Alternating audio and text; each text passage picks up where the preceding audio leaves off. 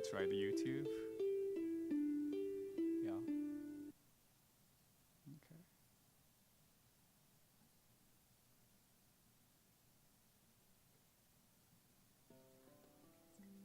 Yeah. Okay.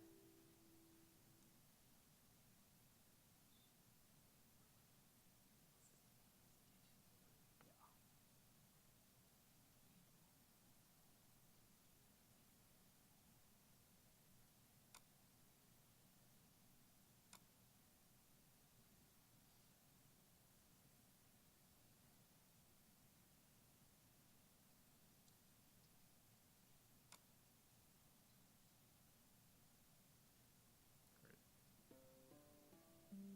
Thank you.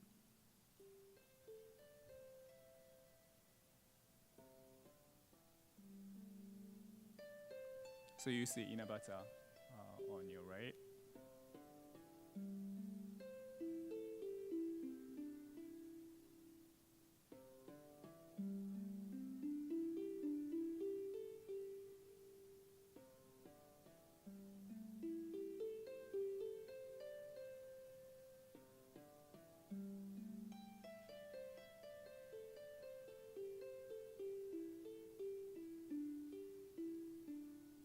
Okay. Can I go? Have you noticed anything strange? Anything weird? First, nobody in this film eats anything at all. Inabata sips some tea and smokes a little bit. The two infants, thank you. The two infants are forced to drink some tea. That's all. A dish placed in front of Inabata is not a food dish, but a brazier. No Japanese filmmaker titled this film a family meal. By the end of the 19th century, visual discourses on the Japanese meal already existed in Europe. There were a series of paintings, drawings, photographs, and objects of art that were already known in the visual archive of Japonism. For instance, there's an 1873 photograph, Gozen Meal Time, that appeared in an English journal, The Far East. Young parents, or mother and an older brother, are giving a meal to their baby. The image of wearing kimonos, sitting on the floor, and eating rice must have had an exotic appeal. Similarly, there were dolls titled Represent une famille that was exhibited at 1889 Paris World Fair. Jiro himself played a Japanese character in a photograph about a family meal. Thus, Jiro's film was by no means novel for what it offered thematically to the French audience, but existed in a series of visual articulation of Japanese people and culture. The film version provided a unique opportunity for audiences to see actual Japanese people having a meal, quote unquote, having a meal, over time in an animated duration. As André Bazin noted in his now canonical essay, The Ontology of the Photographic Image, the novelty of cinematic realism lies in its capacity to stage duration. Or as he writes, quote, now for the first time, the image of things is likewise the image of their duration, the end of quote. If application of Bazin's claim in this way sounds nothing more than naive realism, we could add further observations on this film. Represent Famille accidentally captured a dialogic moment between the photographer and the photographed. Consequently, the film implied conflicting discourses of control and performance. During the short duration of the film, Inabata receives a teacup from the woman at the left and bows to her deeply. The woman was a maid of the house. It was not appropriate for the master of the house to respectfully bow to his maid. More curiously, after bowing to her, Inabata looks directly towards a camera. Most likely, Constant Giraud, the cinematographer, wanted to include the ritualistic behavior of bowing in the film, and Inabata was asking him if he had behaved as Giraud had wished. In that sense, the film was not an accurate document of a daily scene of a meal for a Japanese family. We could argue that Inabata and his family were performing in this film, in which Jiro wanted to display his idea of a Japanese family having a meal. Inabata understood Jiro's desire and tried to bring a perfect performance to the film. Such a dialogic moment had been difficult to capture in paintings or photographs. In cinema, we view objects in time. Despite Jiro's immediate desire to reproduce an exotic image of Japan in other visual media, his film displays the moment of contingency, if I use Marianne Dawn's term. His film didn't simply represent what was considered to be a Japanese culture, but visually recorded duration of encounter between the subject and the object of a gaze. Similarly, Gabrielle Vale's Danse Japonaise and Chanteuse Japonaise replicated Japonism paintings by Charles Bergman or Edward Atkinson Hornell. Vale wrote about Japanese women.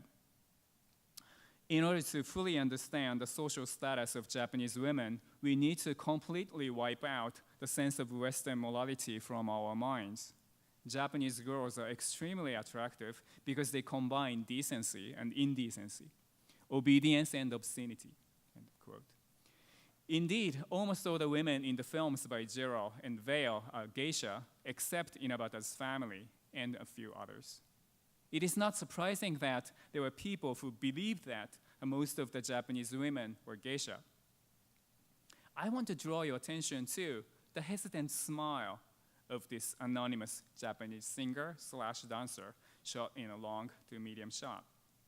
She was playing the role of a cheerful and obedient Japanese geisha who sings and dances for Gabrielle Vale, who gazed at her, photographed her, and directed at her. It is important to note that this woman knew that she was being looked at, and as a result, she was acting for the camera. It is believed that there was no female film actors in Japan until 1918, because in most of the films, female roles were played by onnagata. However, if we think about this woman as an actress, then she might have been the first Japanese film actress without knowing acting for camera. As opposed to Jiro and Vale's films shot by a Japanese cameraman, Shibata Tsunekichi of Konishi Camera Store, Konica of these days, used the Lumière cinematograph, the camera of Lumière company, and documented the streets of Tokyo that were rapidly westernizing. In his film, some store names on the street of Ginza written in the Western alphabets. You see the name Hattori on the left side of the screen, which is a Seiko, Hattori Seiko, of the watchmaker. Japanese people, when in Western dress, are walking on the street. Jiro and Vale seem to avoid such scenes of transforming Japan. Vale wrote in his diary, quote, whenever I go through a city, I see too many vulgar derby hats. They abandon the beautifully unique hairstyle that they have learned from their ancestors, and they're imitating Western hats. There are policemen wearing Western-style uniforms that do not fit everywhere. There still are delicate and beautiful wooden houses, but many of them are on the verge of being replaced by non-stylistic and gigantic concrete buildings, end of quote. But Shibata did not simply document the streets of Japan either. He was sensible and sensitive enough about the expectation of the owner of the camera. He chose streets where an emperor's palace would be visible, and the trees of cherry blossoms, Japanese national flower, were in full bloom, and there are some rickshaw in his film. He was also carefully selecting what he photographed. In his choice, there's an interesting mix of exoticism and modernization. Such films by Shibata would bring a crack to the continuous series of Japanism from paintings to cinema. Thank Thank you very much.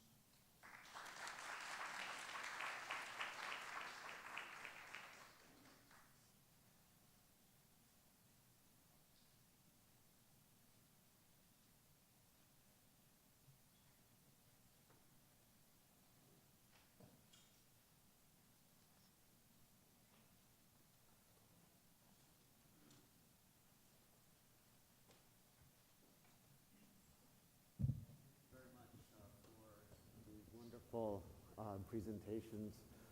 I was very interested in the way that each of these papers sort of highlighted the different ways that culture and Japanese culture sort of moves across the globe and the different forces that shape this movement, from Michael's discussion of the sort of political framework of the Cold War, which shaped both kind of the sort of desire on the part of sort of Japanese artists, also the reception of Japanese culture abroad. Andrew had this great sort of image of the maritime sort of currents and the accumulation of debris, sort of the contingency that accrues to this movement. And Daisuke had sort of looked at the intersection of the kind of technical sort of apparatus that sort of captured Japanese culture, along with the kind of expectations accruing to kind of the Orientalism and exoticism that existed in Europe. I thought they were really sort of fascinating and intersected with one another in various ways. I would, at this point, like to open it up to sort of questions from the audience. I'm sure there are many various questions that you have. Yes. Yeah, I must say I'm thrilled by that panel, because since Masao and what Miyao was doing, to kind of open Japan field to the world and the world Japan, that in a way I had a sense that this Japan field was closing in on itself, and that's not the way to go. And also the poetry field kind of closes in on itself, and it's only poets speaking to poets. That was sort of the Irvine material poetics thing. But so I'm thrilled, and then the presentations are absolutely stunningly stimulating to me. Now why is that? But let me ask a couple of questions. For Michael, there was something weird about kawaii peanuts, now, and then you had red peanuts. So the kawaii peanuts, is that kind of the cute? As I understand, the kawaii is that it's a way of taming Japan. So it's kind of like a weird, hello Miss Kitty, but it's kind of something else too. So, and it seemed like that's what was going on. And then I think it was your trope was red peanuts was them. But even that was interesting too, because it kind of almost took on a Dostoevsky kind of dimension or something. I don't know. So it was really interesting. And then the Von Lund thing, there's a lot of thinking about that at Inter-Asia Cultural Studies, because it's a really key moment. And then what's really weird now is that there's no non-aligned to anything. Where do you non-align with global capital, So that was almost a hopeful moment, where, wow, you could kind of do something else, not first world, not second world, third world, fourth world. And that stuff seems to be kind of in abeyance now, For Andrew, that was an incredible presentation, because I've been thinking about Oceania and oceans a lot. In fact, I had a book project called, The Pacific Beneath the Pavements. It's sort of like Oceania linking Japan, Seoul, Tokyo, Kaohsiung, Hong Kong, and the Pacific Gyre, the great garbage heap that's actually 5 times the size of Texas that Japan and the U.S. has created in the middle of the Pacific. It's the ugliest postmodern artwork in the history of the world. But what you're actually doing, which I can't do, you're actually thinking a counter. See, I've tried to use Oceania in a way to say, look, people, we belong to Oceania. We're not just Pacific Rim people. We're not Pacific Basin people. We belong to Oceania, and this is a problem. We're destroying the oceans. We're destroying the world oceans. So, ipso facto, how can we think of a form of Oceania where we all belong to it? And it's hard to do. Because, in a way, China's kind of almost reasserting some go south policy, that Japan, everybody's wary of Japan. They know they're not going to do it, but that's exactly what's the fear. U.S. going all the way up north to the Philippines and Taiwan, and then Japan going down south to, to Guadalcanal. What I mean, that's the old military Pacific. So now the U.S. is going to prevent China from doing that, but we've got almost no model or no flow. What I like what you're doing, you're actually prefiguring in an incredible way. I mean, I write poems and footnotes and all that stuff. I mean, I never really thought of it as almost a counter flow, shores, oceans, so it's really beautifully done. It's really suggestive of trashes, you know, little pockets of resistance, you know, all kinds of stuff that it's much more interesting than Pacific Rim. So it's like Pacific Gars, that's like your trope. I mean, that's really way interesting, you know. And the stuff, you know, and then the French-Japanese sophisticated interaction, you know, that like refigures it, because usually it's the Lumière brothers sort of impacting the world, but now you're like reversing that flow in a really complicated way that it's probably true, because in a sense people just took Japonisme as lightweight, but it never was. I mean, Fenollosa and that apparatus was huge, so you know, and the pictorial stuff is so striking that even when Van Gogh, and anytime anybody saw that Japan stuff, they were just influenced by it, you know. So anyway, that's a few comments. That just shows my gratitude for all of, you know, your presentations too. So. Yeah, so thank you for those really striking comments. And just quickly, I mean, the last point you made about sort of trying to open up and think about, is there an outside to global capitalism? I think that's the reason why it's so crucially important to remember the Bandung moment now, and I think it's been almost forgotten in Japan. As for the kawaii nature of the peanuts, there's something really weird about the peanuts that's really attractive, and it has, I think, to do with the vocal harmonies, that you have two sisters with exactly the same voice. They're like the Everly brothers. They are. But with Don and Phil, you can distinguish the voices. With the Peanuts, the voices are exactly the same. And it's an effect that would later be in recording studios, you double track the lead vocal to produce the same effect. And I've always wondered in the imagery, to what extent was this eroticized? I mean, was the quiet, and the photographs that we have now, the television appearances seem to always downplay that element, and yet it also seems to be there, as is true with kawaii culture in general that could come out later. So, yeah, I found it way sexy. I mean, it was I mean, I really liked, and thank you for those wonderful comments, Rob. I mean, the way of thinking about the Geyer interacts interestingly with your citation of Tasuke and the idea of the figure eight, or also that Hoshi Shinichi story where you throw stuff into the hole and it just comes back, right? Like, there's no site of disposal, which might be one way of talking about the problem of non-alignment or alignment, which is that things just end up coming back. See, the thing that people use is the two images are the maelstrom of Poe. That's what Great Reckoning uses for San Francisco. Everything's coming sucked in and getting destroyed and then tossed up. Yeah. It's a wasteful image.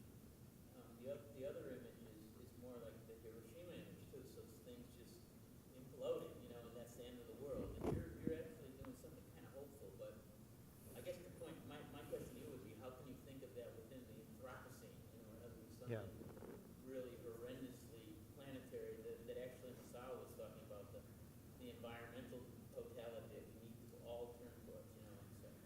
So one way of, and this is something that's, as I was putting together the talk in this way, you know, I was also listening to the news and all of the figure of migrants as people that wash on the shore and can't set foot on the shore, right? Yeah. So Indonesia, for instance, will turn back ships, but if the ships land on the shore, right, then they can be given safe harbor, right? So the question of the Anthropocene relationship to things is interesting. Like, for some reason, it feels more hopeful to talk about recovering things from the shore, right? As that kind of idea of like beachcombing or like discovering, or treasuring drifted objects. But that is not at all applied to the discovery of human beings on the shore. And that is some way what I'm trying to think through the idea of fetishism, or like how commodity fetishism hides the movement of global labor or also displaced persons, right? So. You seem to be using textual fetishism in a positive way, meaning that there's these texts that are actually kind of doing something else, like these little poems and margins and medieval kind of things that I found that wonderful. I mean, yeah, and that's, really yeah. tame PMLA essay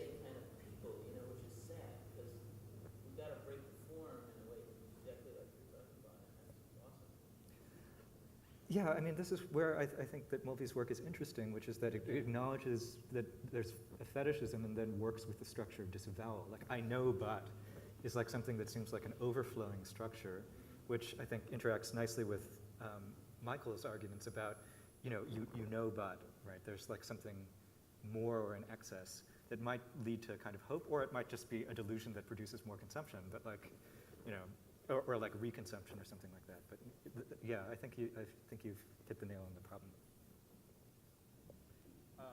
Listening to Andrew's paper, I was thinking about connecting both Pacific and the Atlantic.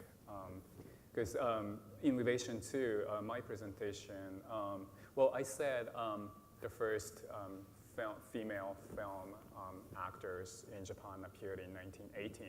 But that was partially incorrect because in Hollywood, there was a Japanese female actor whose name is Tsuru Aoki. She was the wife of Setsu Hayakawa. And she was a big star in the 19-teens. And her stardom was actually based upon the Japanism in France. So if we think about the American Japanism, there's a very interesting triangular situations. So for the United States, for the American audiences, Japan was France, and France was Japan, so to speak. Yeah. So in that sense, we can connect the Pacific studies of Japan-American relationships and the Atlantic studies of American, Japanese, and maybe French studies. Other questions from?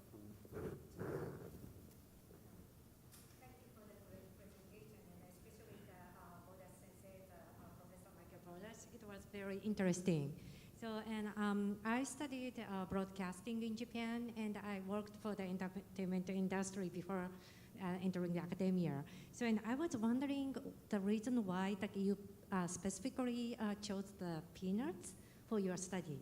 So, because like Hiroshi Miyagawa and Watanabe Production, and they created the empire of the Japanese Geinokai, and those influence and much on the Japanese media in the 70s or like late 60s to the 80s. And the government so supported their idea, and the two Japanese for the Ichiokunin so hakuchika, it's like we became very stupid. So because of the media. So, and that influence is greatly from the Hiroshi Miyagawa and his empire of the Geinokai. So, and that is very interesting. So, and I'd like to know the reason why that you chose the Peanuts for your study. In part because it was self-reflection that I had ignored mainstream pop in a lot of the work that I had done, and so I wanted to deal with it. But the Peanuts in particular, I mean, again, there's something really interesting and strange about them, and they're really fundamental. I mean, they were Watanabe Productions' first big stars. They were the stars around which Watanabe Productions sort of created the empire that continued, for decades.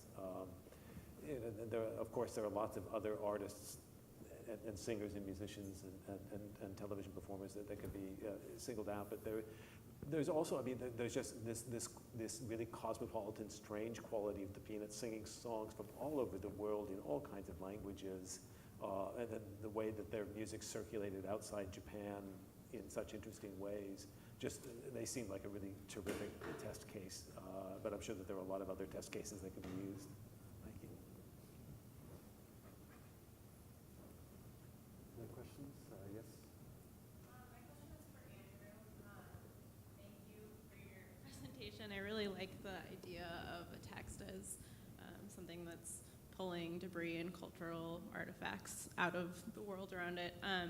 But if we can return to Ozeki's fictional translation notes for a second, I found that she has this habit of calling things untranslatable as she is providing the translation for them, which for me personally contributed to this sort of like mysticism about the Japanese language that I thought maybe sort of harmed the story or the sort of like cultural ideas she was trying to convey. So I was wondering if you had any thoughts about if there are instances in which these technical apparatuses can actually detract from the text or the act of translation. Yeah, I think that's a really good question and gets to, I think, a lot of ambivalences about the novel and might interact as well with a kind of fetishistic gaze that's present in Lumière cinematography, which is that my reading on, my initial response was negative to looking at the footnotes because they seem like, the image that was in my mind is it's like precious. It's like making a treasure box out of the Japanese language and like putting more and more boxes and boxes around it.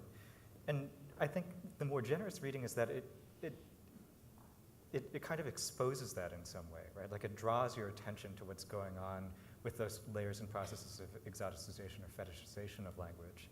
And I think that there's some kind of consciousness that it's both precious but also something to be played with or talked about or worked through, right?